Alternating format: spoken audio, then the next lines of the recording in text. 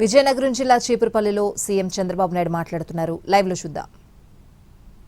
చాలా అధ్వానమైన పరిస్థితి. ఇప్పుడు మీరు ఫ్రీగా చప్పట్లు కొడుతున్నారు. అప్పుడు చప్పట్లు కూడా కొట్టడానికి వీలు లేదు, నవ్వడానికి వీలు లేదు, ఎండల్లో సురక్షితంగా ఉండడానికి వీలు లేదు. మన భూములు మన దగ్గర ఉంటాయో లేదో తెలియదు. అవునా కాదా? రౌడీయిజం పరాకాష్ఠకి వెళ్ళింది. కడాన నాలాంటి వాడికి 50 సంవత్సరాలు మొట్టమొదటిసారిగా ఎమ్మెల్యే అయ్యి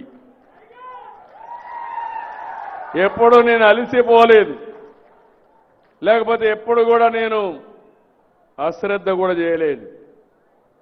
భగవంతుడు ఎంత శక్తి ఇచ్చాడో మీరు ఆశీర్వదించినప్పుడంతా మీకోసమే పనిచేశా, మీకోసమే ముందుకెళ్ళా.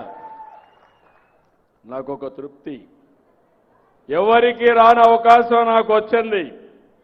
ఇప్పుడు కూడా పవన్ కళ్యాణ్ కూడా ఈ రాష్ట్రాన్ని బాగు చేయాలని పూర్తిగా అండగా నిలబడ్డాడు. ఇంకో పక్క కేంద్రం వెంటిలేటర్ పై నుండి ఆర్థిక వ్యవస్థకి ఒక చేయూతనిచ్చారు.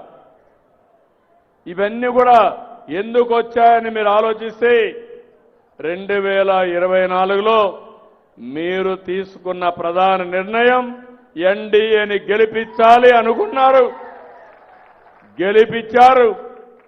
ఢిల్లీలో మన పరపతి పెరిగింది, కేంద్రం కూడా సహకరించింది. ఈరోజు సూపర్ 6, ఈరోజు మీరు ఒకసారి చూస్తే సూపర్ 6ని సూపర్ హిట్ చేశాం. నేను 4,000, 6,000, 10,000, 15,000 రూపాయలు పింఛన్లు ఇచ్చే ఏకైక రాష్ట్రం భారతదేశంలో ఆంధ్రప్రదేశ్ ఒకటే. 62,76,322 మందికి ఇస్తున్నాం.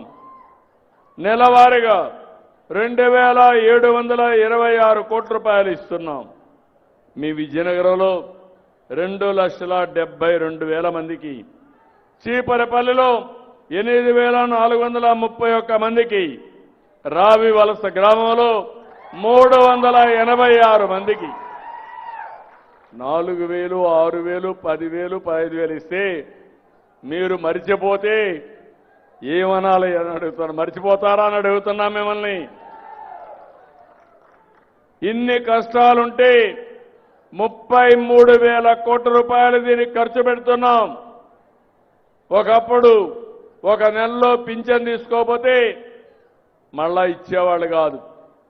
ఇప్పుడు పింఛన్ తీసుకోకపోయినా 2వ నెల, 3వ నెల తీసుకునే వెసులుబాటు మీకు ఇచ్చిన ప్రభుత్వం ఇది. దాంట్లో కూడా 2 నెలలు తీసుకోకపోతే ఈ నెల 1,56,128 కోట్ల రూపాయలు పే చేస్తున్నాం. 3 నెలల్లో తీసుకునే వాళ్ళకి 13,970 మంది, 17,21,00,000.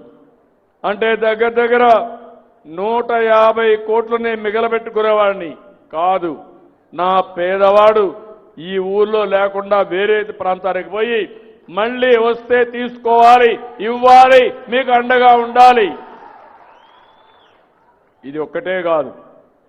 ఈరోజు మా ఆడబిడ్డలున్నారు, స్త్రీ శక్తి తీసుకొచ్చా. ఆడబిడ్డల కోసం మీరు ఎక్కడికి పోవాలంటే దర్జాగా ఆర్టీసీ బస్సులో ప్రయాణం చేసే సౌకర్యం మీకు ఏర్పాటు చేశాం.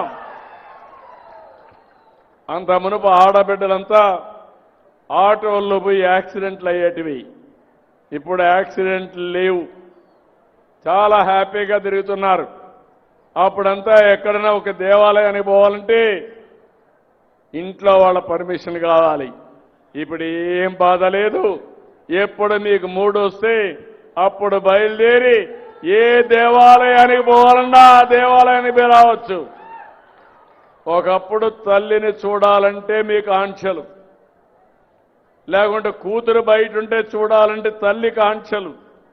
ఇప్పుడు అది కూడా లేదు.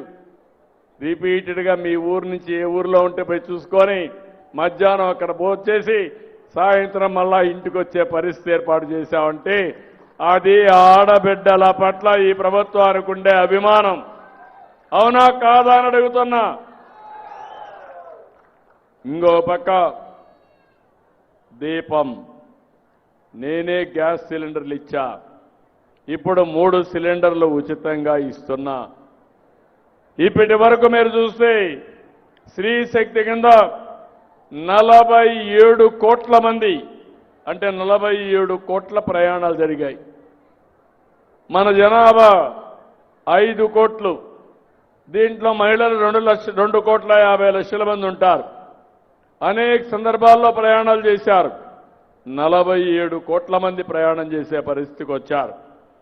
అన్నదాత సుఖీభవ, నాకెప్పుడు కూడా విజయనగరం ఒక స్ఫూర్తి. పేదలుండే జిల్లా, సన్నకారు చిన్నకారు రైతాంగం ఉండే జిల్లా, నీళ్లు పైనున్న వాడుకోని జిల్లా. అందుకే తోటపల్లి నేనే ప్రారంభించి మళ్ళీ నేనే దాన్ని పూర్తి చేసి మీకు నీళ్లు అందించాను.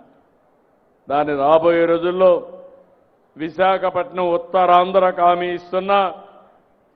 ఒక కమిట్మెంట్తో పనిచేస్తా. పనిచేయడమే కాదు, ఈ జిల్లాలో 3 జిల్లాల్లో ఉండే అన్ని ఇరిగేషన్ ప్రాజెక్టులు రాబోయే 3 ఏళ్లలో పూర్తి చేసే బాధ్యత ఈ ప్రభుత్వం తీసుకుంటాం. అక్కడి నుంచి నేరుగా వంశధార, నాగావళి, నాగావళి చంపావతి, చంపావతి నుంచి ఉత్తరాంధ్ర సుజల స్రవంతి. ఇప్పటికీ పోలవరం నుంచి నీళ్లు అనకాపల్లికి వస్తున్నాయి. అనకాపల్లి నుంచి నీళ్లు ఈ సంవత్సరం విశాఖపట్నానికి వచ్చి రాబోయే రోజుల్లో వంశధారలో నీళ్లుంటే గోదావరికి వెళ్తాయి. గోదావరిలో నీళ్లుంటే వంశధార వరకు తీసుకొచ్చే బాధ్యత నాదని, మరొకసారి మాదని హామీ ఇస్తున్నా. దీనివల్ల నీటి ఎద్దడి, నీటి సమస్య పరిష్కారం అవుతుంది. అదే కాకుండా రైతును చూస్తే నేను ఒకసారి వచ్చినప్పుడు అన్నాను, ఇక్కడ మొక్కజొన్న వస్తుంది ఏమన్నా, వరి కంటే మొక్కజొన్నలో నీళ్లు తక్కువ, ఆదాయం ఎక్కువ అంటే అందరూ వేశారు. ఎక్కడ చూసినా మొక్కజొన్న కనపడస్తా ఉంది. ఇప్పుడు చెప్తున్నా, మొక్కజొన్న కంటే పండ్ల తోటలు గొప్ప. విజయనగరం ఉద్యానవనంగా చేసే బాధ్యత మీరందరూ తీసుకోవాల్సిన అవసరం ఉంది. కలెక్టర్కి స్పష్టమైన ఆదేశాలు ఇచ్చాను, వర్కౌట్ చేస్తున్నాడు. రాబోయే 2 ఏళ్లలో ఒక 40 నుంచి 50 వేల ఎకరాల్లో పండ్ల తోటలు కానీ కూరగాయలు కానీ వేయించే బాధ్యత ఈ ప్రభుత్వం తీసుకుంటామని మీ అందరికీ హామీ ఇస్తున్నా. విశాఖపట్నం ఒక మెగా సిటీగా తయారవుతుంది.